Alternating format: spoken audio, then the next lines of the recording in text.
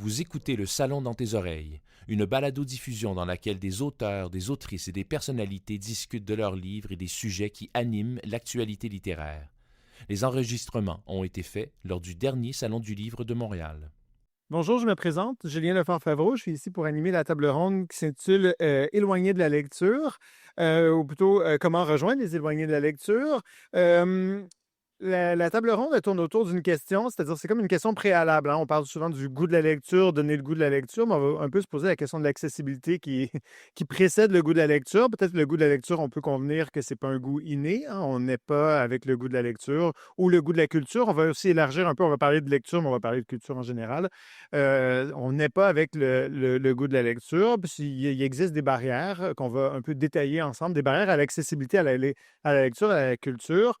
Le mot éloigné, on va l'entendre peut-être parfois dans notre discussion autour de manière littérale, c'est-à-dire sur le plan géographique ou sur le plan de l'accès matériel à la culture. On peut l'entendre de manière un peu plus métaphorique aussi, c'est-à-dire on y est éloigné pour d'autres barrières visibles mais néanmoins réelles. Donc, on va essayer un peu de tourner autour de ces questions-là ensemble. Donc, ça va nous permettre de travailler aussi la question de l'accessibilité de la lecture ou de la culture, peut-être un peu en se détournant des définitions trop techniques ou légalistes, mais ouvrir la question de l'accessibilité un peu plus largement. Donc, ça nous permet aussi de se poser la question comment collectivement on bénéficie d'élargir l'accès à la lecture, à la culture. Qu'est-ce que ça veut dire, élargir l'accessibilité à la culture, à la lecture? Donc, on regroupe aujourd'hui des professionnels du milieu du livre ou qui sont aussi impliqués dans l'éducation, dans les bibliothèques, la culture en général. Je vous présente en ordre. Tony Génis est membre de la Première Nation. Là, j'ai vraiment pratiqué. J'ai été sur les ressources offertes par votre Première Nation pour avoir la prononciation adéquate. Néanmoins, donc je me lance puis vous me corrigerez. Ça fait partie du processus d'apprentissage. Voilà, Stakwick, Wassipeguk. Wassibeg. Parfait, oui. Ah, Très bien. peut-être pas parfait. Euh, Ça, si je me satisferais d'un B+. Donc, il a enseigné pendant 17 ans au primaire, au secondaire. Et depuis 2022, il œuvre au sein du Conseil des éducations des Premières Nations, un organisme qui a parmi ses mandats le soutien des services éducatifs des 22 communautés autochtones qui en font partie. Et il est aussi maintenant conseiller en réussite, langue et culture, et son principal dossier consiste à soutenir les 22 communautés membres et leurs initiatives de revitalisation et d'enseignement des langues ancestrales et supporte également les écoles dans leurs efforts de décolonisation et d'autochtonisation des programmes scolaires. Okay. Donc, on reviendra, il y aura beaucoup à déplier autour de ça. Catherine Saint-Arnaud-Babin, dans cet ordre-là, bibliothécaire depuis maintenant 10 ans. Catherine consacre sa carrière à assurer l'accès à la lecture et à l'apprentissage tout au long de la vie pour tous et toutes, que ce soit en milieu ruraux, auprès des organismes d'alphabétisation ou maintenant dans les centres jeunesse. Elle s'implique également auprès des détenus ou des ex-détenus, ainsi qu'en justice réparatrice et comme bibliothécaire médiatrice à la BNQ, elle anime, entre autres activités, un club de lecture auprès des jeunes qui purgent une peine en garde fermée. Romy Otayek, qui travaille au CHUM, donc elle a obtenu une maîtrise en sciences de l'information de l'Université de Montréal, où elle a mené une recherche sur les services de bibliothèque dans les établissements de détention au Québec et poursuit son travail sur les bibliothèques en milieu carcéral. Et elle est également bibliothécaire au centre hospitalier de l'Université de Montréal, au CHUM. Donc, on parlera en premier lieu en milieu carcéral, puis peut-être si le temps le permet, en milieu hospitalier aussi, qui n'est pas exactement la même question, mais on va se concentrer d'abord sur le milieu carcéral. Et René Paquin, qui, après avoir exercé une carrière pendant 15 ans en tant que libraire, il exerce son métier de bibliothécaire depuis plus de 10 ans dans le réseau des bibliothèques de Trois-Rivières et il est coordonnateur programme et médiation. Il anime des rencontres, il anime les bibliothèques, travaille à animer les bibliothèques, mais à développer des programmes adaptés pour joindre les clientèles qui rencontrent des obstacles pour accéder aux services de la bibliothèque. Et il a à cœur de positionner les bibliothèques comme des actrices de proximité incontournables au dynamisme d'une communauté. Donc là, on a comme un portrait quand même assez varié. Le premier tour de table, c'est vraiment juste pour qu'on sache de quoi on parle. J'aimerais vous expliquer là, en quelques phrases, quelques minutes, un peu qu'est-ce qui vous amène ici, c'est-à-dire c'est quoi le projet central ou disons le ou les projets centraux qui animent votre travail. Puis, ça nous permettra de montrer un peu c'est quoi les différentes barrières. Puis après ça, peut-être qu'on pourra détailler c'est quoi les stratégies qui sont mises en place pour dépasser les barrières spécifiques à l'accessibilité que vous rencontrez dans votre travail. Donc, peut-être qu'on pourrait y aller tout simplement en ordre avec Tony, si vous êtes à l'aise, de commencer. Donc, quels sont les projets qui occupent la majorité de votre temps, puis en quoi ils viennent mettre, disons, en lumière certaines barrières à l'accessibilité? Oui, tout à fait. Ben, Quip Sidewen, bonjour tout le monde, d'abord. Donc, moi, je suis ici principalement pour parler de mon expérience dans un projet pilote d'intégrer le service de bibliothèque en ligne Biblius dans les écoles des communautés membres du CEPN. Bon, pour ceux peut-être qui ne savent pas, peut-être que vous le savez tous, je vais prendre quelques instants quand même. C'est une plateforme gratuite qui permet aux élèves, aux enseignants d'emprunter des livres. C'est dans le fond une façon simple d'avoir des livres numériques pour nos étudiants. Et c'était une plateforme que je connaissais quand j'étais enseignant. J'arrive au CEPN et je réalise que nos écoles n'ont pas ce service-là. Je décide de m'y mettre et de réaliser finalement que c'est pas un projet si simple que ça.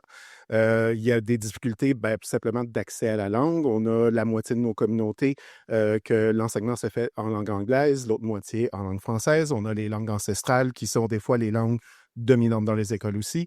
On a des règlements de gestion et conservation des données aussi qui sont encore plus, en fait, beaucoup plus stricts qu'au public. Donc, il fallait gérer tout cet aspect-là aussi. Et finalement aussi, il y avait un peu des problématiques, je vous dirais, au niveau du ministère de l'Éducation, d'essayer de leur faire comprendre que même si nos écoles ne sont pas des écoles publiques relevant du provincial. Nous sommes des écoles publiques parce qu'une des choses très intéressantes de Biblius, c'est qu'il y avait une collection partagée qu'on appelle, donc une partie qui était dans le fond de livres qui sont gratuits, en d'autres mots, payés par le ministère pour y avoir accès. Et bien, nous, on n'était pas considérés comme des écoles publiques. Donc, on n'y avait pas accès au départ. Donc, ça a été tout un processus de, premièrement, expliquer qu'est-ce que Biblius est à nos écoles, trouver des écoles qui étaient intéressées à participer au projet pilote. Et ensuite, il y a eu tout un aspect aussi de faire valoir un peu la valeur de nos écoles aux yeux du ministère de l'Éducation, de leur dire, nos écoles sont des écoles publiques et méritent d'avoir la collection partagée aussi. Donc, grosso modo, ça a été ça vraiment le projet auquel j'ai participé. OK, on reviendra sur un certain nombre de thèmes, mais j'ai juste une petite question technique avant de continuer. Est-ce que Biblius offre des ressources en anglais également ou c'est uniquement en français? Il y a quelques ressources en anglais dans la collection partagée, OK. mais aussi c'est la possibilité d'acheter des licences de livres par la suite. Donc, Après, il y a un choix qui est fait d'une curation qui est faite. Tout à fait. OK, Oui. parfait. Merci. Romy. Oui, bonjour tout le monde. Donc oui, moi je suis ici en fait principalement pour parler, oui, des bibliothèques de prison, bibliothèques qu'on ne voit pas forcément, qu'on ne connaît pas. Et justement, quand j'avais commencé ma maîtrise en bibliothéconomie et sciences de l'information, en parallèle, je faisais du bénévolat dans un établissement de détention à Laval pour les femmes. Et c'est là, en fait, que je me suis questionnée pourquoi on fait cette activité dans un petit local au lieu de la faire dans la bibliothèque. Et la question s'est posée, en fait, est-ce qu'il y en a une bibliothèque et où est-ce qu'elle est? Et de là est partie, en fait, ma recherche que j'ai menée pour la rédaction de mon mémoire. Et c'était vraiment, en fait, une première au Québec. Il n'y avait personne qui avait fait cette recherche sur les bibliothèques, sur les services offerts dans les établissements de détention au Québec et donc provincial, parce qu'il faut savoir qu'il y a une différence entre le fédéral et le provincial. Et il y a une très grosse différence, en fait. Donc, le fédéral a d'autres services offerts. La bibliothèque, je pense, est un petit peu plus accessible. Et le provincial, je vais peut-être en parler au fur et à mesure, mais on s'est rendu compte que oui, tous les établissements ont une bibliothèque, mais c'est pas du tout ce qu'on imagine comme bibliothèque. Donc, moi, je fais vraiment, en fait, la promotion de ces bibliothèques. J'essaie de les mettre sur la carte. Je veux qu'on en parle. Je veux qu'on les améliore. Et en parallèle, ça, je suis bibliothécaire au CHUM. Et oui, le monde hospitalier, c'est un autre défi, disons. Nous, on le voit pour essayer d'aller atteindre les patients et de leur dire que là aussi, on a une bibliothèque qui est accessible pour eux. Donc, voilà. Oui, on reviendra sur un certain nombre de détails aussi. J'ai plein de questions pour vous tous. On n'aura pas assez d'une heure, mais c'est pas grave, on va essayer. René. Oui, bonjour. Écoutez, je suis ici pour vous parler pas tant d'accès à la lecture que d'accès à la bibliothèque, dans le cas de la bibliothèque Gatien-Lapointe de Trois-Rivières.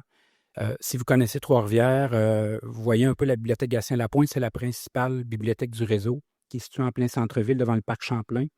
Et le parc Champlain, en fait, c'est le parc où l'itinérance est le plus visible à Trois-Rivières. On a des statistiques comme partout ailleurs. Là, il y a une augmentation quand même importante de l'itinérance après la pandémie. Et nous, en 2023, on a quand même vécu une crise importante de l'itinérance au centre-ville de Trois-Rivières. Donc, dans le parc qui est devant la bibliothèque, il y a eu plusieurs campements. Et nous, l'été, les bibliothèques, on a l'habitude de sortir dans le parc. On a une activité qui s'appelle Biblio Soleil. Et cet été-là, ça a été un vrai défi de faire cohabiter à la fois nos activités, les familles qui viennent assister aux heures du conte. On a des spectacles, des concerts, de faire cohabiter à la fois les gens qui sont dans des campements et les familles, les gens qui viennent assister à nos activités. Cet été-là, ce que je vous présente, c'est un peu une étude de cas dans le sens que nous, on a travaillé vraiment avec les acteurs du milieu, nos organismes, nos partenaires à la Ville de Trois-Rivières. On a créé un petit plan de match rapide, express, pour gérer l'urgence, parce que c'était vraiment une urgence. Problème sanitaire, problème de salubrité. On a eu plusieurs signalements santé-sécurité au travail aussi de la part de nos employés. Donc, on avait vraiment des réactions. On avait des actions à prendre rapidement. Et on a pris, je vous parlerai un peu plus en détail, des actions qu'on a mises en place, là, mais principalement 3 actions. On a mis en place plusieurs activités de médiation culturelle durant nos activités de Biblio Soleil. On a créé un espace de spectacle éphémère dont la programmation était conçue par les gens par un organisme qui gère l'itinérance à Trois-Rivières, donc des gens qui ont fréquenté l'organisme, qui ont contribué à la programmation. Et puis finalement, c'est devenu un peu commun, mais à ce moment-là, en 2023, on a implanté un travailleur de milieu à la bibliothèque. Et c'est lui qui a fait beaucoup de liens avec toutes les clientèles et la situation de l'itinérance. Parfait, merci beaucoup. Catherine? Oui, bonjour tout le monde. Moi, je suis ici pour présenter principalement le projet dont j'ai la charge à BNQ, à Bibliothèque et Archives nationales du Québec, qui est l'animation d'activités littéraires en centre jeunesse. Donc, je me déplace, je ne fais que ça, là. Je me déplace dans les centres jeunesse de Montréal. J'ai eu l'occasion aussi d'intervenir dans des foyers de groupe. Et je vais à la fois amener des livres, donc je me déplace avec j'aurais pu amener ma valise là, pour faire mais des énormes valises, très trop lourdes, remplies de livres. Je me déplace dans les unités où les unités viennent à moi.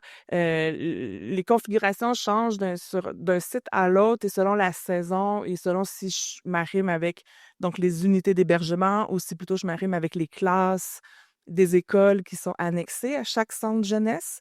Donc, il y a du prêt de livres, de la référence individuelle. Là, ils sont super contents d'avoir une bibliothécaire personnelle pour eux. Et je vais autant chez les garçons que chez les filles. La plupart des sites sont non mixtes. Et je vais aussi animer un club une fois ou 2 semaines à Cité des Prairies, un club de lecture, donc, avec des jeunes hommes qui purgent une peine. Donc, ça fait partie des jeunes hommes qui sont incarcérés sous la loi LPDAJ, là, c'est un grand acronyme, là. Donc, ils purgent une peine aux criminels. Ils sont enfermés dans l'aile de garde fermée. Bien, moi, je visite à la fois, je prête des livres, mais avec eux, vraiment, je tiens une activité de lecture, un club de lecture. Donc, on lit le même livre aux 2 semaines, on en discute. Les discussions sont immensément riches. J'ai devant moi des jeunes hyper articulés, super matures, curieux. Je pourrais vous montrer leur nouveau logo tout à l'heure qu'ils ont créé eux-mêmes il y a 2 semaines. Puis je vais aussi me déplacer à l'occasion pour faire des activités plutôt de médiation littéraire. Donc, je suis arrivée un peu en retard tantôt parce que j'animais des quiz manga ce matin dans un autre centre jeunesse. J'y retourne dans 2 semaines pour faire du doublage. Donc, plutôt, je prends des activités qu'on a. On a 2 Fab Labs, hein, comme le Square et la Hutte à BNQ. Donc, je prends tout ce qui est mobile, je pars avec mes valises, puis je vais animer aussi des activités d'appropriation technologique, donc autre type de littératie. Voilà, donc on fait tout ça. Puis le projet a démarré il y a une dizaine d'années quand même par ma collègue bibliothécaire Jennifer Ricœur et est soutenu par la fondation de BNQ. Donc, c'est la particularité pour l'instant de notre projet. Merci. Je vais poser une deuxième question qui va être encore un peu esthétique au sens où vous allez répondre les uns après les autres. Puis après ça, on va pouvoir croiser un peu les sujets. On va avoir suffisamment de matériel pour commencer à croiser les perspectives. Mais euh, j'aimerais ça qu'on s'attache peut-être au mot rejoindre, qui est le premier mot de la table ronde, parce que ce qui me frappe aussi, c'est que vous n'avez pas un rapport passif à la lecture. Comme si l'accès, c'est pas juste de faire que des livres où la culture existe de manière passive, puis les gens vont s'y rendre. C'est-à-dire, il y a vraiment un effort pour rejoindre. Donc, ce que je veux savoir, encore une fois de manière statique, puis après ça, on pourra commencer à croiser, c'est quelles sont les barrières que vous rencontrez? Arriver à des définitions vraiment pas théoriques, mais très, très pratiques de l'accessibilité dans votre travail. Quelles sont les barrières que vous rencontrez? Puis les stratégies que vous développez pour justement dépasser ces barrières-là, puis parvenir idéalement, avec un relatif taux de succès, à rejoindre des gens qui sont a priori, disons, éloignés de la lecture. Puis encore une fois, j'insiste là sur le caractère peut-être actif de l'éloignement, parce qu'être éloigné de la lecture, c'est pas juste, c'est pas, bon, il y a des facteurs politiques ou sociaux qui font qu'on peut être éloigné de la lecture. C'est pas comme, on n'est pas éloigné de la lecture comme par magie. Il y a des barrières qui nous ont éloignés de la lecture. Donc, j'aimerais que vous définissiez un peu les barrières que vous rencontrez, puis quelles sont les stratégies en pratique que vous développez en action pour dépasser ces barrières-là. Donc là, on refait la ronde. Tony, oui? Oui, donc, il y a plusieurs barrières, je pense. Oui. Je vais aller peut-être avec technologique en premier. Pas nécessairement celle qu'on peut penser. Tu sais, je pense qu'on a souvent cette idée-là que, bon, les communautés autochtones sont très éloignées, ils n'ont pas accès à beaucoup de ressources, etc. Ce qui est vrai jusqu'à un certain point. Une des communautés de mon projet pilote n'a toujours pas l'eau courante et vient d'être branchée à Hydro-Québec. Il fonctionnait avec des génératrices. Je sais même pas, en fait, s'ils sont encore pleinement branchés à Hydro-Québec maintenant. Malgré tout, nous, au CEPN, on avait pris sur nous de s'assurer qu'il y ait une connectivité Internet. Donc, ça allait bien. Un élément peut-être moins connu de nos écoles, c'est que chaque école est attachée à sa communauté et chaque communauté est souveraine et autonome dans sa gestion technologique. Donc, on pouvait avoir des écoles qui fonctionnaient, par exemple, avec la suite Google, d'autres avec la suite Microsoft, des écoles qui avaient uniquement des iPads, d'autres uniquement des Chromebooks, d'autres uniquement... Et donc, il fallait trouver une façon... Variété dans les technologies et plateformes employées. Ouais. Oui, ou même juste dans la gestion des données, dans la connectivité. Et on n'a pas tout réglé encore là-dessus. On y va étape par étape. On a une piste de solution qui s'en vient bientôt, dont je ne peux pas parler parce que ce n'est pas encore présenté aux communautés. Mais la plus grande barrière, c'est, je pense en grande surprise, linguistique. On a certaines des communautés où la langue dominante reste la langue ancestrale. L'exemple le plus criant pour moi, c'est les Atikamekw avec qui je travaille. Et les Atikamekw, de la maternelle à la 3e année, tout se passe en langue Atikamekw. Et c'est par la suite qu'on arrive avec le français qui est vraiment une langue seconde et je dirais même une langue étrangère. Si vous êtes déjà allé dans les communautés Atikamekw, Manoine, par exemple, c'est 1h30 de route de terre, de route forestière pour se rendre. C'est tout un défi, particulièrement en hiver. Et on se retrouve donc avec des communautés qui ont peu de contact avec le français et on a des enseignants qui doivent donc leur enseigner le français. Et moi, surprenamment, au départ, quand je parlais de Biblius, eux faisaient comme, Biblius, c'est bien beau, mais ils n'auront pas de livres en Atikamekw. Et premièrement, une grande surprise, oui, Biblius a des livres en Atikamekw et le DIL, qui est je crois que c'est une chaire de recherche à l'Université de Montréal, a des livres, je vois le oui, super. On en fait des livres plurilingues qui sont dans, je pense qu'on est rendu à 19 langues pour chacun des livres. Donc, surprenamment, on avait des livres dans certaines des langues des communautés avec lesquelles je travaille. Donc, ça, c'est intéressant. Mais par la suite, moi, c'est de dire, mais non, l'avantage, c'est que si vous avez un livre électronique, les jeunes peuvent lire de façon autonome. Ils voient, par exemple, un mot qu'ils ne connaissent pas, ils touchent dessus, ils peuvent l'entendre, peuvent avoir accès à une définition. Et donc, on se retrouve avec vraiment un outil de soutien à l'apprentissage de la langue. Donc, on n'est même pas dans vraiment la littératie à la base. Il faut d'abord avoir les clés langagières pour accéder à la littératie dans la langue. Et c'est ce que ça a permis. Donc, c'est à la fois une barrière qui est devenue une opportunité, en fait, de par ces fonctionnalités-là. C'est intéressant aussi de voir comment les barrières entrent en intersection, c'est-à-dire la barrière technologique, linguistique, puis géographique sont comme pas exactement la même chose, mais entrent en contact. Oh, il y a vraiment un effet l'un sur l'autre ou une intersectionnalité. OK, très, très intéressant, merci. Romy? Oui, ben, si je prends vraiment dans le code des bibliothèques de prison au Québec, la barrière, ce serait peut-être avant tout la sécurité, parce que OK. tout est misé en fait sur le fait que ben, la sécurité en premier, du personnel qui travaille. Donc, s'il n'y a personne pour accompagner, admettons, des personnes détenues à la bibliothèque, ça va pas se faire. Vérifier qu'il se passe pas. Donc, c'est ça exactement. Donc, en fait, oui, la bibliothèque est comme dans l'établissement, mais on avait vu dans les résultats, par exemple, que la majorité ne permettait pas d'y aller sur place parce qu'en fait, il n'y a pas de table, il ne va pas y avoir de chaise. C'est comme vraiment une place où il y aura des étagères et on met les livres. Donc, en fait, les personnes détenues vont avoir accès à cette lecture, disons, soit quelqu'un qui va passer avec un chariot ou une liste qu'ils reçoivent et ils font leur choix comme ceci. Donc, parce que c'est ça, avant tout, c'est la sécurité, mais il y a aussi le fait que ben, il n'y a pas un horaire très, très ouvert, en fait, quand la personne qui travaille à la bibliothèque est disponible. Donc, et c'était très, très variable, en fait, d'un établissement à l'autre. Ce qui fait que oui, il y a une certaine forme de barrière pour avoir accès, en fait, à ces services, aux services de la bibliothèque. Mais malgré tout, on voit que la lecture les intéresse. Il y en a qui lisent vraiment beaucoup parce qu'en même temps, c'est pour faire passer le temps. Donc, c'est une façon pour eux. Il y en a qui ont découvert la lecture justement parce qu'ils avaient ce temps. Donc, c'est vraiment ça principalement. Puis on le voit un petit peu partout. C'est pas seulement propre au Québec, le côté de la sécurité. C'est dans la littérature en général, on le voit. Puis bon, si je prends un petit peu le côté hospitalier, dans notre cas à nous, c'est en fait les personnes ne savent pas forcément qu'il y a une bibliothèque et pour la plupart, ils pensent que c'est vraiment offert pour les professionnels qui vont travailler au CHUM. Donc ça fait que ben, les gens ne viennent pas forcément et ne savent pas qu'est-ce qu'on offre. Donc on essaie vraiment, nous, d'aller rejoindre ce public-là de plusieurs stratégies différentes, là. Donc, en milieu hospitalier, la question de la sécurité, c'est aussi comme la question des ressources disponibles puis de l'offre inconstante. Dans votre travail que vous avez fait de recherche, est-ce que vous avez comme dit rapidement qu'il y avait une différence entre le régime fédéral et le régime provincial. Est-ce que c'est une différence en termes de ressources ou c'est une différence juste en termes d'approche générale du travail en bibliothèque carcérale? Il y avait un peu plus de ressources, je pense, au fédéral. Il y a aussi, en fait, des bibliothécaires des bibliothécaires professionnels qui vont être présents, en fait, du côté fédéral, ce qui n'est pas du tout le cas dans le provincial.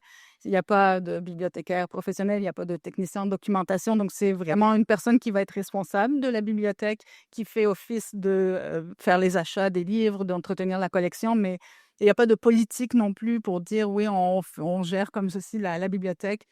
C'est vraiment le prêt et le retour principalement qu'on a vu. Donc oui, le fédéral a d'autres possibilités. Je sais qu'ils ont par exemple, au provincial, il n'y a pas d'ordinateur, il n'y a rien du tout de ça. Au fédéral, ils ont quelques postes informatiques, pas beaucoup non plus. La technologie, c'est aussi un autre point important, mais c'est ça, il y a un petit peu plus au fédéral, mais ça resterait en fait, on ne peut pas vraiment établir un portrait qui est propre, qui est comme vraiment OK. uniforme. C'est vraiment variable d'un établissement à l'autre. Ça, c'est intéressant parce que c'est une barrière pour c'est une barrière pour la recherche. Puis l'inconstance, puis le manque de consistance entre les différents établissements puis les différents paliers, ben forcément, ça devient une barrière pour l'action. C'est-à-dire comment intervenir si on n'a pas des données stables. Bon, donc, intéressant. OK. René, dans ce que la situation que vous avez définie tout à l'heure, on pouvait voir émerger un certain nombre de barrières qui étaient encore une fois qui entraient en intersection. Donc, peut-être que... Ben, en fait, quand les personnes en situation d'itinérance sont dans le parc, à peu près toutes les barrières qui existent sont là en même temps. pour Ouais. accéder à... Donc, c'est pour ça que je dis, on ne parle pas tant de l'accès à la lecture, mais l'accès à la bibliothèque. Ouais. Et nous, la stratégie qu'on a adoptée, c'est en faisant du hors les murs, en mettant en place aussi des activités de médiation. Et il faut voir vraiment la médiation comme un outil pour recréer du lien. Dans le cas des personnes en situation d'itinérance, souvent, sont complètement en rupture avec les institutions, etc. Et quand on fait des activités de médiation, le but, c'est de recréer du lien. En bibliothèque, je vous ai parlé du travailleur de milieu. Aussi, on a un agent de sécurité qui est là depuis plusieurs années. L'agent de sécurité est là pour faire appliquer les règles. Notre travailleur de milieu est là pour recréer du lien, pour créer du lien. C'est d'aller vers les personnes en situation d'itinérance. C'est de les référer à quelqu'un qui n'a pas mangé depuis 2 jours, c'est de l'amener à une banque alimentaire, de l'amener dans un centre de jour. C'est de l'amener vers la bonne ressource pour un endroit pour dormir, la halte chaleur, la halte douceur. Donc, c'est la médiation culturelle qu'on fait dans le parc, c'est vraiment dans le but de recréer du lien et le référer vers la bonne ressource. Et ce qu'on voit, c'est que les personnes, là où je vous parle d'une situation qui s'est passée l'été, mais les personnes reviennent à l'automne à la bibliothèque. Et parce qu'ils ont créé un lien de confiance avec notre travailleur de milieu, ils reviennent à la bibliothèque. Puis là, je ne vous cacherai pas, ils vont venir se réchauffer, ils vont venir, des fois, ils vont utiliser les toilettes, ils vont se laver, mais ils viennent à la bibliothèque, ils pensent à la bibliothèque parce que la bibliothèque, celle du centre-ville, la principale notamment, là, il y a des heures d'ouverture étendues, à peu près tous les services sont présents. Donc, ce qu'on voit, c'est que des fois, les personnes vont revenir à la bibliothèque pour répondre à ces besoins primaires-là, mais à un moment donné aussi, on va les voir en train de lire le journal. On va les voir utiliser un ordinateur public pour faire des recherches, pour jouer à des jeux, etc.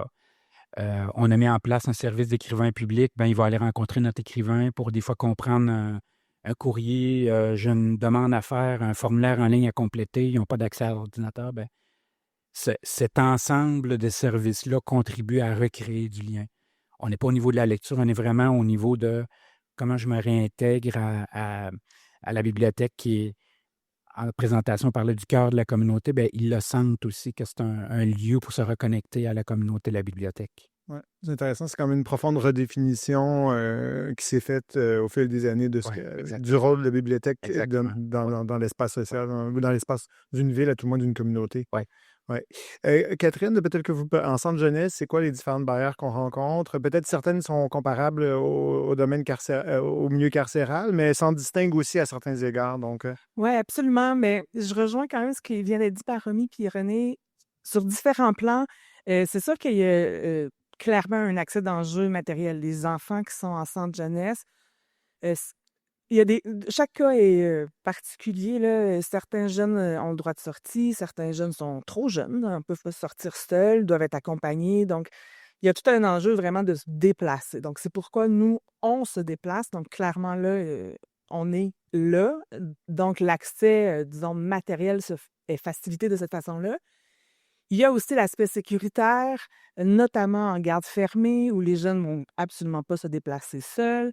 Mais là, on est entièrement dépendant du personnel aussi. Donc, il faut qu'il y ait du personnel sur le plancher qui ait envie de nous recevoir, qui ait envie, on va dire, de gérer cette activité-là et ce partenariat-là.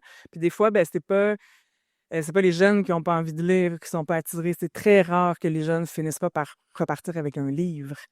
Ça va être aussi la conjoncture de ce jour-là. Il y a 3 remplaçants qui sont déjà débordés par ce qui se passe là, ou par juste suivre la routine habituelle, puis ils n'ont pas l'espace d'accueillir une activité de plus, par exemple. Fait que la dépendance au milieu à se faire accueillir est très, très élevée. Puis ça, il faut avoir beaucoup, beaucoup de sens d'adaptation et de patience.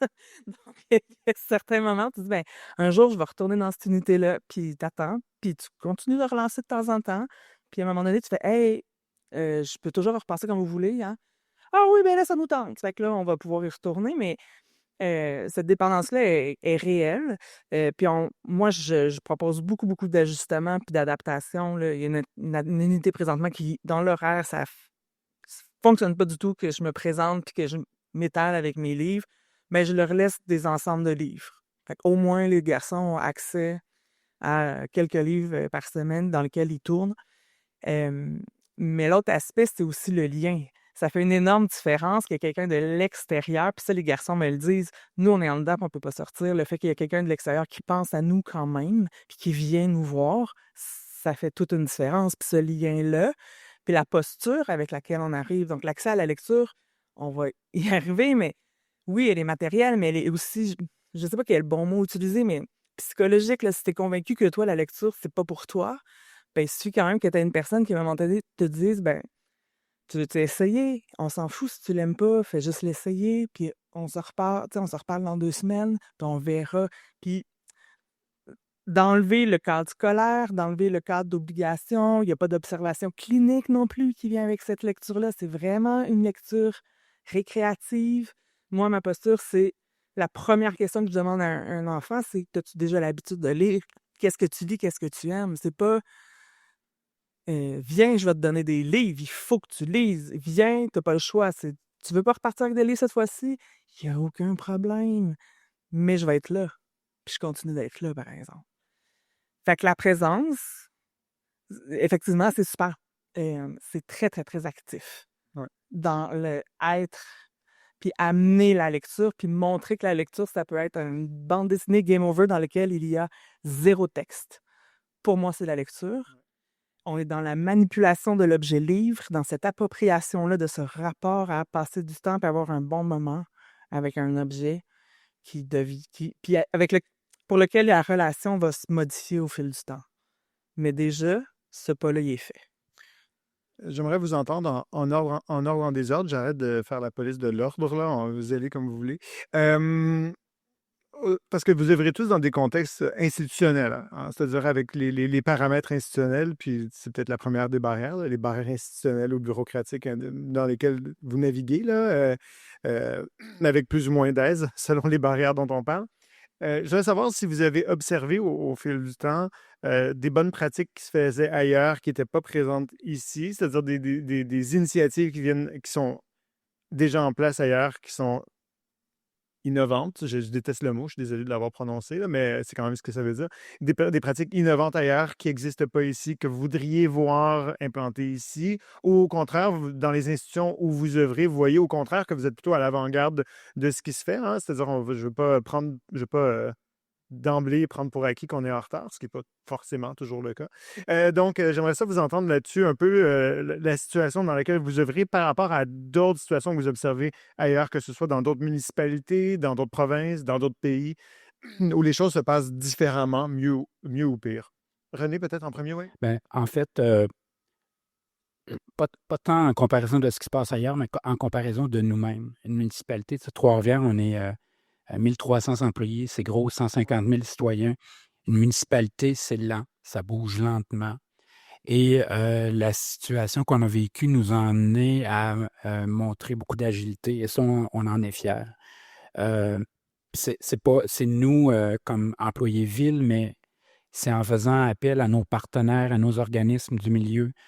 Écoutez, ça a passé autant par la sécurité publique, par l'École bleue, par l'organisme qui gère l'itinérance, par un autre organisme, un refuge, en faisant appel à tous ces acteurs-là. Puis nous, en se mobilisant, on est assez fiers d'avoir fait preuve d'une agilité quand même qui n'est pas si habituelle dans le milieu municipal. Puis ça a été très remarqué. Même l'Association des marchands du centre-ville a trouvé vraiment inspirant les actions qu'on a mises en place. Puis ce qui est intéressant, c'est qu'on a tout fait ça, mais en mettant en place en plus des outils de mesure, parce qu'on voulait rapidement, on voulait voir l'impact de ce qu'on avait mis en place, les actions qu'on avait mis en place. Puis on était capable de mettre rapidement des outils. Puis ça, c'était en 2023, mais en 2024, en 2025, on revient. Puis quand on demande du financement, on pourra en parler là, pour les défis, mais ces outils-là qu'on a mis en place, ils nous servent. Ils nous ont servi dès le début à démontrer l'impact des actions qu'on a mises en place. Puis avec le temps, là, c'est vraiment des outils de mesure qui nous ont servi à aller chercher du financement, à aller chercher des appuis. Donc, ce qui est innovant dans notre cas, je vous dirais, c'est l'agilité qu'on est moins habitué de voir dans le milieu municipal. J'imagine que c'est pour aller chercher du financement, c'est aussi pour créer un lien de confiance avec le reste de la communauté, parce que c'est ce que vous avez beaucoup parlé de créer du lien avec les itinérants, mais ça peut être créer du lien aussi avec les commerçants, avec l'ensemble de la population, ça me semble. Puis on le voit, là, 2025, on l'a vu d'ailleurs, c'est la première fois qu'on voyait des citoyens entrer à la bibliothèque et ils disaient « Ah, mon Dieu, c'est cool, ça se passe bien dans le parc, il me semble que vous faites des activités, tout se passe bien, on traverse le parc, on se sent en sécurité. » Vraiment, c'est des petites victoires, là, mais c'est des victoires qui comptent. Puis dans le milieu municipal, évidemment, on a un conseil municipal. Quand on se tourne vers eux et qu'on dit « Nous, on a fait ça », ça a eu un impact sur l'amélioration de la qualité de vie de la communauté, bien, ça compte auprès de notre conseil. Bon, c'est quand même un bon argument aussi en faveur de l'accessibilité qui finit par bénéficier à tous. Exactement. Oui, je vous écoute les autres aussi par rapport à ce que vous observez ici, ailleurs, en comparaison. Ben, moi aussi, je vais aller sur un bon coup parce que on n'est pas obligé de... j'ai peu de connaissances, en fait, des situations, des bibliothèques dans les juvies, là, dans les centres de détention juvénile au Canada. Par ailleurs, parce que c'est géré très, très, très différemment, en fait, des installations de ce qui serait le pendant de la DPJ puis des centres de réhabilitation jeunesse, c'est très différent. Parce que il y a une bibliothèque là, dans chaque centre jeunesse, mais comme partout ailleurs, dans le réseau scolaire, parce que les bibliothèques sont dans les écoles des des centres jeunesse, ben il y a souvent pas de staff là, présentement dans une des bibliothèques. C'est la directrice de l'école qui fait les prêts aux élèves. Là. Fait qu'il y a quand même cette difficulté-là aussi là, de recruter. Fait que la bibliothèque, elle est pas animée. Tu sais, il y a une collection, elle est pas, elle est intéressante, mais il y a pas personne pour faire le C'est comme livre. statique, ouais. Elle est statique, elle est pas animée. Mais à Cité des Prairies, le club de lecture que j'ai démarré en février dernier, à notre connaissance, puis à la connaissance de l'organisme qui nous aide, qui nous soutient, qui est Book Club Mates, qui soutient tous les clubs de lecture dans les prisons fédérales partout au pays, au Canada. Ben, on est le premier. On est le premier club de lecture pour jeunes détenus. Puis quand j'ai parlé au directeur général l'année dernière, il était comme Ah ouais, ah ouais. On n'a jamais fait ça pour les jeunes, mais c'est vrai que ça correspond à notre critère des centres détenus. Et les jeunes sont super fiers d'être le premier. D'être le premier, ça fait un sentiment d'appartenance super fort. Pour eux, c'est leur bulle. On les amène à la bibliothèque, fait qu'ils sont en dehors de l'unité. Moi, j'ai mis comme condition qu'il n'y avait pas d'observation clinique pendant le club de lecture. Donc, il peut y avoir un éducateur, mais il n'est pas en train de prendre des notes sur les comportements cliniques là, des adolescents, des jeunes hommes. Fait que c'est vraiment un espace où il y a une certaine liberté de parole puis de partage sur ce qui est lu, ce que ça évoque, ce que ça fait comme écho, etc. Donc, cette prise d'air-là, on va dire, elle est vraiment précieuse. Puis elle se passe pas souvent. Et puis ça fait des petits parce qu'il y a plein de collègues bibliothécaires au Québec qui démarrent des activités ou qui en ont démarré des activités en centre jeunesse. Fait qu'on est aussi dans l'élan de soutenir ça dans les prochains mois. Fait que ça, c'est super inspirant. Parfait, merci beaucoup. Pour poursuivre un petit peu ce que Catherine disait, moi, je dois souligner quand même le travail des bibliothèques de Laval qui ont mis depuis 2023, en fait, un programme pour la prison Leclerc, en fait, pour femmes, Ouais. où ils organisent, c'est ça, des ateliers de littératie, des ateliers de lecture et d'écriture et de théâtre.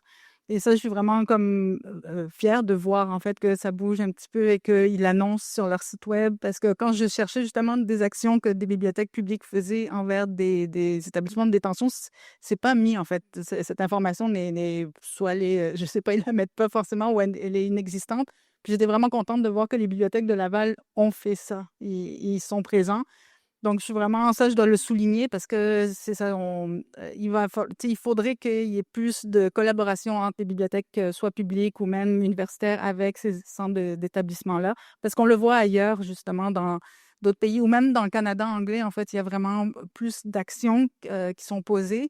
Mais tu sais, ça vient toujours un petit peu de personnes personnelles qui vont se dire, OK, je vais faire ça, je vais Il n'y a pas quelque organiser. chose de forcément systématique, ça reste C'est des ça. initiatives localisées. Ouais. Oui, c'est ça exactement. Ou des associations qui vont se créer et qui vont aller aider justement, qui vont donner des services dans des établissements de détention. Donc, je peux penser au Manitoba, justement.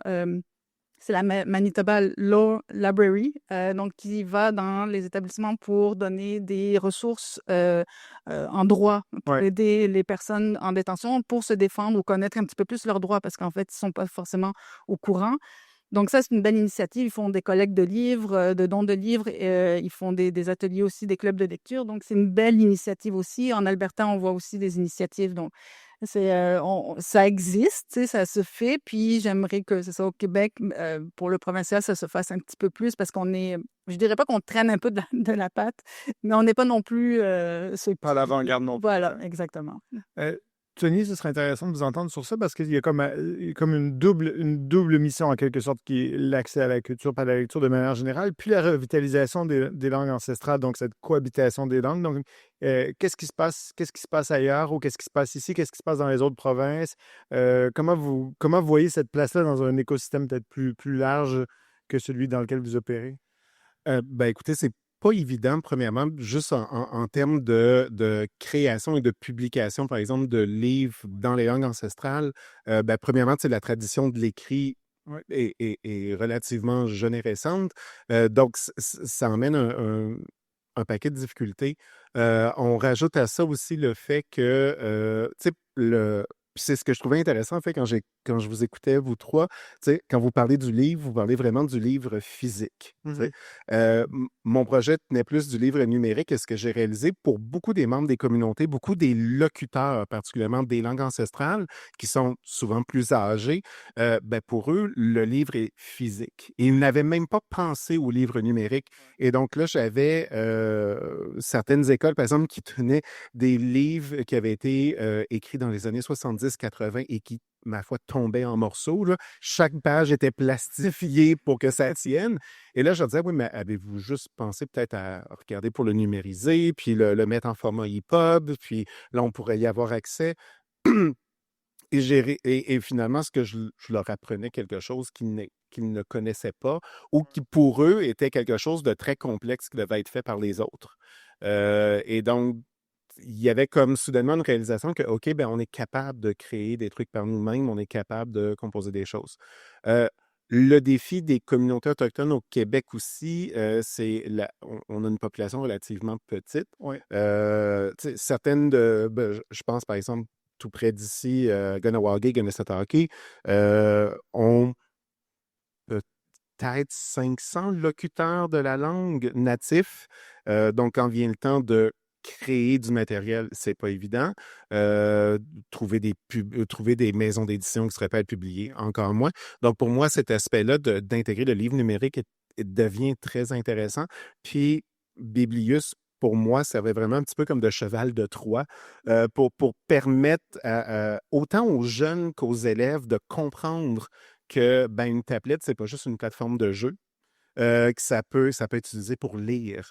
Et là, ça devenait... J'ai vu vraiment des jeunes qui, pour eux, le classique dans un milieu scolaire, c'est tu as terminé tes travaux, tu peux aller t'amuser sur la tablette. Et là, je voyais... les enseignants me disent, là, j'ai des jeunes qui disaient, est-ce que je peux aller lire, emprunter un livre sur Biblius? Puis tu peux en emprunter 10 si tu veux, il n'y a pas de problème. Donc, c'est ça. L'intégration des langues, on n'est pas encore rendu là et le DIL fait ce qu'ils peuvent. Puis, tu sais, aussi, il y a le défi c'est pas parce qu'un livre a été traduit dans la langue que c'est nécessairement une représentation culturelle intéressante. Ouais. Parce que il y a des éléments culturels qui ne sont pas là si je prends n'importe quel livre et j'essaie de le traduire. Là. Donc, il y a ce défi-là aussi. On espère qu'une nouvelle génération de locuteurs vont devenir des auteurs, vont créer des livres. Oui, créer du matériel linguistique et culturel. Et pour nous, c'est clair que la plateforme numérique, c'est une voie d'avenir parce que c'est des coûts moindres pour la publication. Ouais. Puis aussi, on s'entend, beaucoup de nos jeunes n'ont aucun livre à la maison, mais ils ont des tablettes. Ouais. Ils ont des ordinateurs, ils ont des téléphones. Par les canaux qui existent et qui sont utilisés. C'est ça, on ne forcera pas un livre dans leurs mains si... J'ai vu des jeunes qui n'avaient pas, en première année du primaire, la motricité fine pour tourner des pages. Ouais. Ils ne savaient pas tourner les pages d'un livre. Ça, je suis sûr qu'en centre jeunesse aussi. Hein, et donc, par contre, le pouce très fort sur le téléphone. Et là, je dis, on y va. On va passer par là. Ouais. Oui, Alicia. Je peux-tu rebondir? Oui, Parce que ce que je trouve intéressant avec ton intervention par rapport au livre-objet, moi-même, j'ai beaucoup insisté sur le livre-objet, mais il y a peu de production culturelle en langue ancestrale. Par contre, écrite, mais en musique, la musique est foisonnante, puis que j'ai l'impression que la plupart des auteurs, compositeurs, interprètes écrivent, composent leurs chansons dans leur langue. Tu sais, je pense à une Laura Nicoué, là. Moi, j'habite proche de Manawan, là. Puis qui a même sorti un disque de chansons pour enfants, mais tout est écrit. Tu sais, on n'a plus beaucoup de CD avec des livrets. Mais tu sais, comment ne pas aller travailler ces textes-là? Dans la lecture, il ne faut pas non plus, j'allais dire se badrer, mais se contenir ou se restreindre à l'objet livre. L'objet livre est important parce que dans le parcours scolaire, on va voir que ça fait une différence, mais en fait, ce qui fait aussi la différence, c'est les aptitudes de lecture, puis la littératie, puis qu'est-ce qu'on en fait de cette capacité de lecture. Donc, pourquoi ne pas aller aussi travailler avec ce que vous avez, tu sais, comme ce qui existe déjà? Moi, je vois des enfants en centre jeunesse, ils me font des raps là, qui enregistrent, puis ça, je suis comme, mais let's go! C'est parfait, vous voulez lire, tu sais, peu importe ce que vous voulez lire ou sur quel format, si on peut y avoir, on va mettre la main dessus. C'est ça qui compte. Puis je voulais juste revenir, est-ce que, par curiosité, mais est-ce qu'au Canada anglais, il y a d'autres projets comparables ou est-ce qu'on peut partager des bonnes pratiques parce que l'éloignement géographique existe aussi pour les communautés autochtones au Manitoba ou en Colombie-Britannique? Est-ce qu'il y a des outils technologiques comparables, des plateformes? Parce que Biblius, c'est pas quelque chose qui existe ailleurs au Canada. Donc, comment ça se joue, ces choses-là? Ça varie beaucoup. Je ne suis pas nécessairement au courant de toutes les initiatives. Un truc, par contre, que je sais qui est très intéressant, qui est financé par le gouvernement fédéral et qui est soutenu par The First Voices Council, qui est basé en Colombie-Britannique. Tu sais, si on veut regarder le chef de file en revitalisation des langues autochtones au Canada, on va en Colombie-Britannique. C'est pas plus compliqué que ça. Ça a le sens un peu de ma question. Je savais qu'on allait aller de ce côté-là. Ouais. Et il travaille à un outil de lecture des livres numériques déjà existants dans les langues. Puis là où ça devient, de comprendre un petit peu, c'est que la majorité des langues autochtones au Canada, ce sont des langues polysynthétiques, c'est-à-dire qu'une phrase au complet en français peut être un seul mot. Dans les langues, un mot de 12 à 16 syllabes, par exemple. Donc, quand vient le temps de créer un logiciel qui va être capable de le lire et de le lire d'une façon non robotique avec les bonnes intonations, de suivre la ponctuation, par exemple, de représenter toutes les intonations toniques, ben, c'est pas évident. Donc, il y a cette initiative-là, et là, malheureusement, j'ai oublié le nom, mais c'est quelque chose qui permettrait éventuellement de convertir les livres existants. C'est un logiciel qui commence à être utilisé, je pense, à le Centre de services scolaires CRI et peut-être aussi la commission scolaire Kativik pour les Inuits. Mais comme ce n'est pas des communautés avec lesquelles je travaille, je ne suis pas certain à quel point c'est utilisé vraiment. OK. Merci beaucoup. Juste avant qu'on ouvre à la salle, ou on peut ouvrir à la salle puis revenir après, mais j'aimerais savoir si on peut rêver, quelles sont les possibilités, parce que c'est des projets qui sont plus ou moins récents. Hein. C'est-à-dire que vous êtes plus ou moins des gens qui mettez en place des projets ou vous faites des recherches actuellement sur ce qui se passe. Donc, c'est des projets qui sont relativement jeunes. Comment vous êtes capable d'envisager dans le futur le développement de ces projets-là pour, encore une fois, repousser les limites de l'accessibilité puis étendre au maximum les définitions de l'accessibilité telles qu'on l'entend maintenant? Ce serait quoi vos souhaits les plus fous, en quelque sorte? Moi, je viens de commencer, puis j'irai sur 3 aspects. Pour les centres jeunesse, c'est sûr qu'il y a une question de pérennisation de financement. Nous, jusqu'à présent, c'est un projet porté par la Fondation, puis qui prend vraiment de l'engouement. C'est un projet chouchou. On a des donateurs qui sont au rendez-vous à chaque année. Donc, le projet se maintient. Puis, on vient d'obtenir un financement du SAGE, du secrétariat à la jeunesse, pour quand même plusieurs années. Donc là, on est capable de voir venir. Fait que ça change tout la donne aussi dans cette capacité de se projeter puis de se déployer. Puis mon souhait qui vient de ça, c'est aussi d'offrir plus de soutien aux collègues hors Montréal puis qu'on se déploie. Tu sais, BNQ, on ne dessert pas Montréal. Là, par définition, on se doit de rayonner puis de soutenir aussi les collègues puis de s'alimenter, en fait, là, entre collègues qui faisons ça au Québec.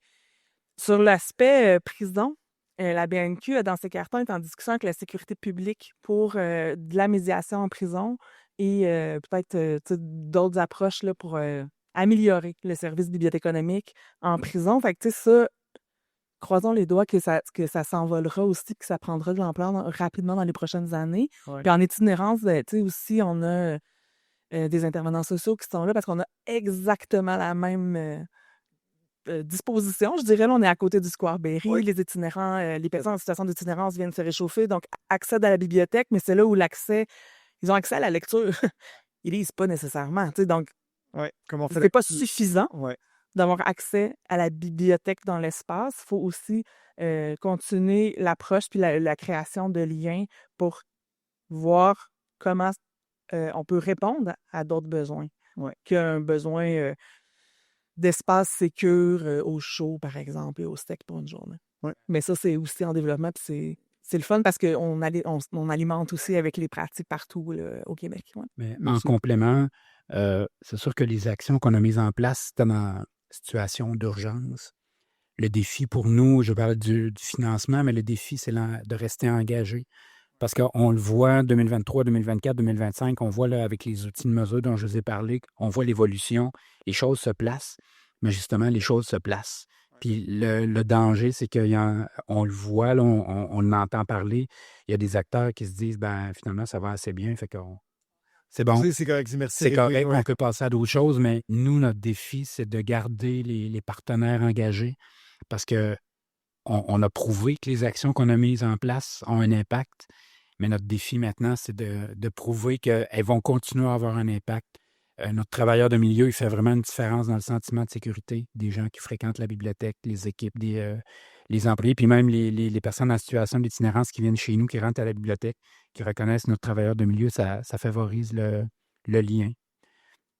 C'est notre défi, le financement, mais rester engagé aussi dans ce projet-là, de continuer à mobiliser les partenaires pour qu'ils restent engagés. Ouais, l'engagement, c'était de nos meilleurs de parler de la pérennisation aussi. Hein. C'est bon, la durée dans le temps. Ouais. Oui, Remy, peut-être?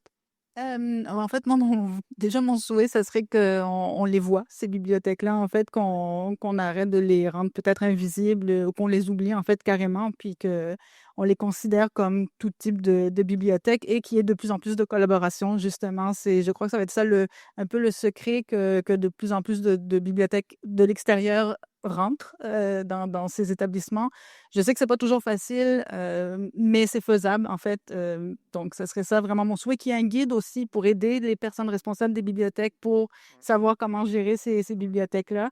Donc, puis en fait, les établissements de détention sont un petit peu partout au Québec, hein. Il y en a dans presque toutes les régions. Donc, en fait, mon souhait, ça serait vraiment que un établissement s'associe avec sa bibliothèque peut-être publique la plus proche pour qu'il y ait un échange parce que, étant donné que justement, il y a un manque de financement, il y a un manque de personnel, ben, d'avoir ces bibliothèques publiques-là qui vont donner un coup de main, ça vient compléter, en fait, ça pourrait aider à ces bibliothèques-là. Oui, c'est intéressant parce que c'est comme s'il y avait vraiment un enjeu un enjeu de formation, un enjeu de compétences, puis de s'assurer que les compétences se rendent quelque part, puis qu'elles soient utilisées. Ouais, donc, c'est une autre manière de créer du lien, en quelque sorte.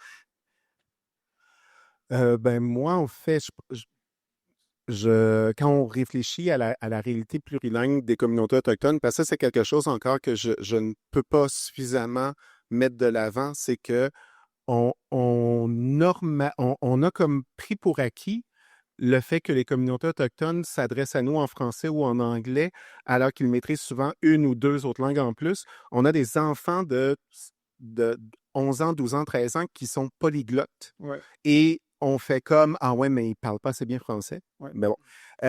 Tout ça pour dire que moi, quand je regarde le manque de matériel, de livres, en fait, que ce soit format numérique ou peu importe, pour les jeunes, je me dis, mon rêve le plus fou, ça serait de faire de nos élèves dans nos communautés des auteurs de livres jeunesse. Eux-mêmes qu'ils créent leurs propres œuvres, qu'ils créent leurs propres livres. Ils ont là, on a le temps, ils ont le soutien linguistique de leur milieu scolaire. Et là, de dire, ben, une belle plateforme comme Biblius, par exemple, pourrait être l'outil qui permettrait de diffuser ces trucs-là au lieu de courir après des maisons d'édition, après de courir après certaines choses. Moi, ça serait un petit peu mon rêve fou que j'essaie de convaincre mes collègues d'embarquer là-dedans depuis quelque temps, puis que je n'ai pas encore dit à Biblio Presto, mais maintenant ils le savent. Mais public. Donc, mais moi, ce serait ça mon rêve fou, là, d'avoir vraiment comme une collection de par et pour les élèves autochtones du Québec. Oui, ben, c'est une affirmation très, très forte. C'est un souhait qui est fort, puis c'est un souhait qui est générateur, qui est créatif. Donc, c'est intéressant de vous entendre. Il nous reste comme à peine 4 minutes et demie. J'aimerais ça ouvrir à la salle quand même. Oui, c'est ça, c'est le moment de baisser les spots pour que je vous vois poser des questions. Est-ce qu'il y a des questions dans la salle? Hein? On a une question ici. Est-ce que vous voulez qu'on apporte un micro? Ou... Ah non, ça va, OK. Peux-je juste vous présenter, monsieur?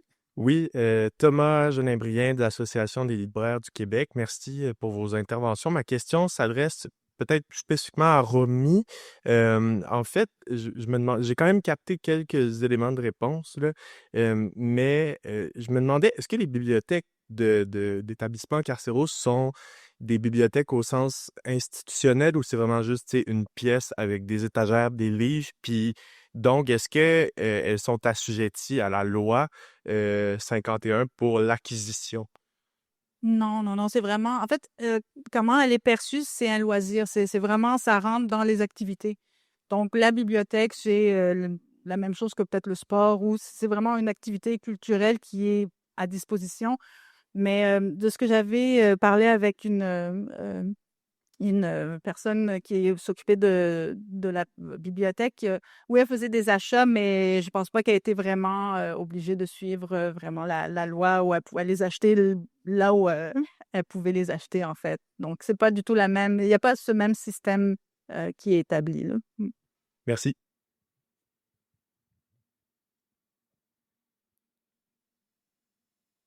Une autre question?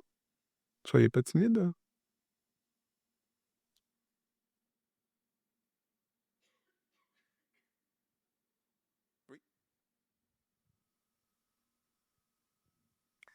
Pour la bibliothèque de Trois-Rivières, je voulais savoir s'il y avait ou il y a encore des enjeux de cohabitation quand votre clientèle itinérante a commencé à occuper les espaces de la bibliothèque. Oui, quand même.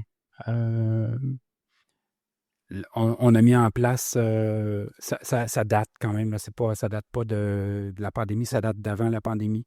Euh, Puis à ce moment-là, on avait mis en place un agent de sécurité qui était là quelques heures par jour. Mais l'agent de sécurité est là pour faire respecter les règles de la bibliothèque. Il n'est pas là pour faire que tout le monde cohabite à la bibliothèque. Euh, Puis la situation qu'on a vécue en 2023 nous a donné des arguments pour implanter un travailleur de milieu.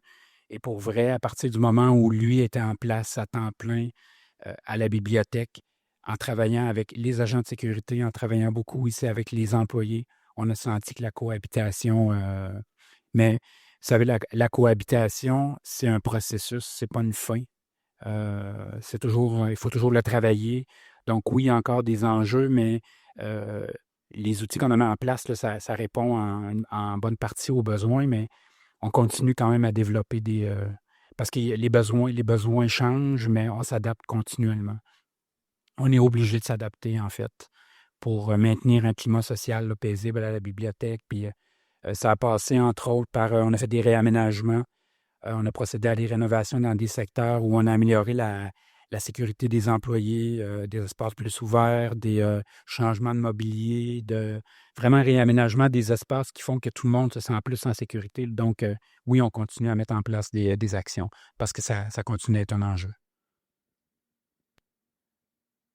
Il ne me reste plus qu'à vous remercier. Je vous remercie pour vos interventions aux quatre parce que je pense que ça montre à quel point la culture et l'accessibilité de la culture, c'est pas une question statique, c'est une question qui est dynamique. Puis aussi, je pense que vous avez bien montré aussi les bienfaits pour l'ensemble du vivre ensemble, hein, qu'il ne s'agit pas de juste desservir une population ou desservir une clientèle, ce serait un mot qui nous donnerait tous de l'urticaire, mais véritablement de participer à la vitalité de la culture en allant rejoindre les gens qui sont a priori éloignés de la lecture puis qui ne devraient pas l'être. Donc, je vous remercie tous les quatre pour vos interventions. Merci pour vos questions.